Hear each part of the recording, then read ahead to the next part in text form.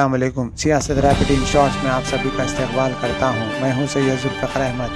آج 14 جمادی الثانی ہے۔ سرخیوں سے پہلے سنتے ہیں حدیث شریف۔ حضرت ابو ہریرہ رضی اللہ تعالیٰ عنہ سے روایت ہے، رسول اللہ صلی اللہ علیہ وسلم نے فرمایا، جو شخص بیمار ہو کر مرتا ہے شہید مرتا ہے اور قبر کے فتنے سے بچایا جاتا ہے۔ اور اب سیاست ریپڈ ان شارٹس۔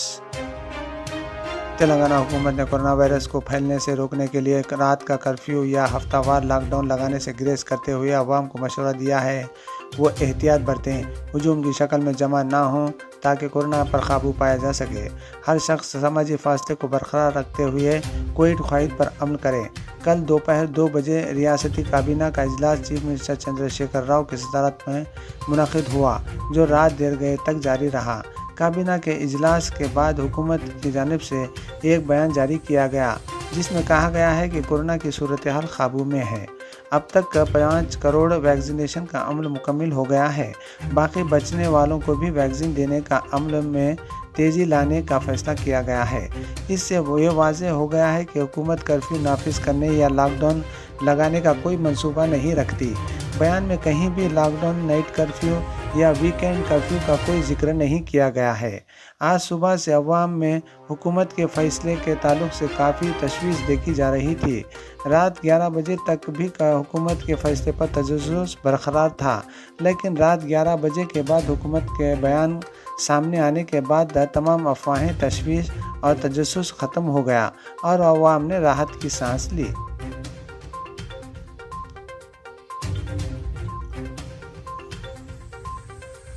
مرکزی حکومت نے کہا ہے کہ کورونا وائرس کا ویکسین لینے کے لیے کسی سے بھی زبردستی یا دباؤ نہیں ڈالا جا رہا ہے۔ مرکزی حکومت نے سپریم کورٹ میں ایک حلف نامہ داخل کرتے ہوئے یہ واضح کیا کہ کورونا گائیڈ لائن کے مطابق ہر شخص کو اپنی مرضی سے ویکسین لینے کی اجازت دی گئی ہے۔ اس سلسلے میں کوئی دباؤ نہیں ہے۔ کورونا کا ویکسین کا سرٹیفکیٹ پیش کرنے کی بھی کسی کو ہدایت نہیں دی گئی۔ ایک رضاکارانہ تنظیم اوارڈ کی جانب سے داخل کردہ مفاد عامہ کی درخواست پر مرکزی حکومت نے سپریم کورٹ میں یہ وضاحت کی ہے۔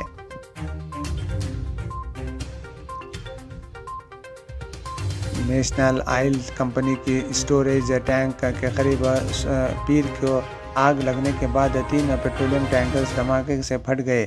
دھماکوں میں 2 ہندوستانی اور 1 پاکستانی شہری ہلاک ہوئے ہیں۔ ان دھماکوں کی ذمہ داری یمن کی حوثی تنظیم نے قبول کر لی ہے۔ دھماکے کے نتیجے میں 3 افراد کی ہلاکت کے علاوہ 6 افراد زخمی ہونے کی اطلاعات ہیں۔ یہ دھماکہ محمد بن زاید سٹی کے غربیہ مصفح کے علاقے میں ہوئے۔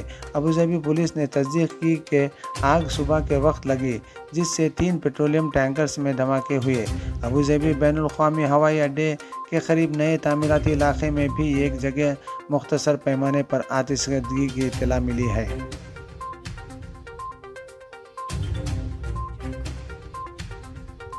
پدم بھوشن ایوارڈ یافتہ کتھک ڈانسر گرو پنڈت برجو مہاراج کا پیر کو یہاں دل کا دورہ پڑنے سے انتقال ہو گیا۔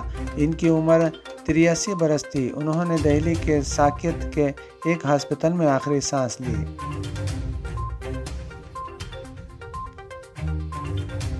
ساؤتھ کے سپر اسٹار دھنوش نے آج بڑا اعلان کر کے سب کو حیران کر دیا ہے۔ دھنوش نے اپنی اہلیہ ایشوریہ سے علیحدگی کا اعلان کر دیا ہے اور اس اعلان سے فینس حیران ہیں۔ بتایا کہ ایشوریہ سپر اسٹار رجنی کانت کی بیٹی ہیں۔ دھنوش نے علیحدگی کا اعلان کرتے ہوئے نے لکھا کہ 18 سال کا ساتھ رہا، جس میں ہم دوست، کپل اور والدین بن کر ساتھ رہے۔ اس سفر میں ہم نے کافی کچھ دیکھا۔ آج ہمارے راہیں جدا ہو رہی ہیں۔ ایشوریہ اور میں اب ایک کپل کے طور پر الگ ہو رہے ہیں۔ برائے کرم ہمارے فیصلے کا احترام کریں اور ہمیں پرائیویسی دیں۔ بتا دیں کہ دھنوش اور ایشوریہ کی شادی سال 2004 میں ہوئی تھی اور اس وقت دھنوش کی عمر 21 سال تھی۔ دونوں کے درمیان عمر کے فرق کو لے کر بھی کافی تنازعات سامنے آئے تھے، لیکن اس کا دونوں کی محبت پر کوئی اثر نہیں پڑا۔ ایشوریہ دھنوش سے 2 سال بڑی ہیں، لیکن دونوں نے عمر کے فرق کو کبھی اہمیت نہیں دی۔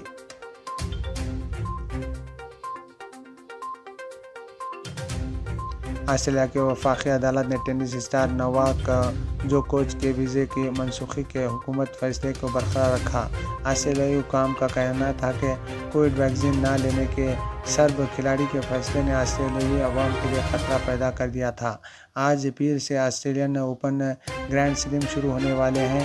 اس سے ایک دن قبل اتوار کے روز وفاقی عدالت نے آسٹریلیاوی حکومت کی جانب سے ٹینس اسٹار نوواک جوکووچ کے ویزے کو منسوخ کرنے کے فیصلے کے خلاف دائر کی اپیل مسترد کر دی، جس کے بعد سرب کھلاڑی اتوار کی شام کو آسٹریلیا سے دبئی روانہ ہو گئے۔ اس کے ساتھ ہی ٹینس کے نمبر 1 کھلاڑی کا 21واں گرینڈ سلیم جیتنے کا خواب بھی چکنا چور ہو گیا۔ عدالت کے فیصلے کے بعد جوکووچ نے ایک بیان میں کہا، میرے ویزے کو منسوخ کرنے کے حکومت کے فیصلے پر نظر ثانی کی میری درخواست عدالت کی جانب سے مسترد کر دیے جانے سے مجھے انتہائی مایوسی ہوئی ہے۔ اسی کے ساتھ سیاست ریپڈ ان شارٹس کا یہیں پر اختتام پر پہنچتا ہے۔ تازہ ترین خبروں کے لیے دیکھتے رہیے www.siyasat.com۔ اللہ حافظ۔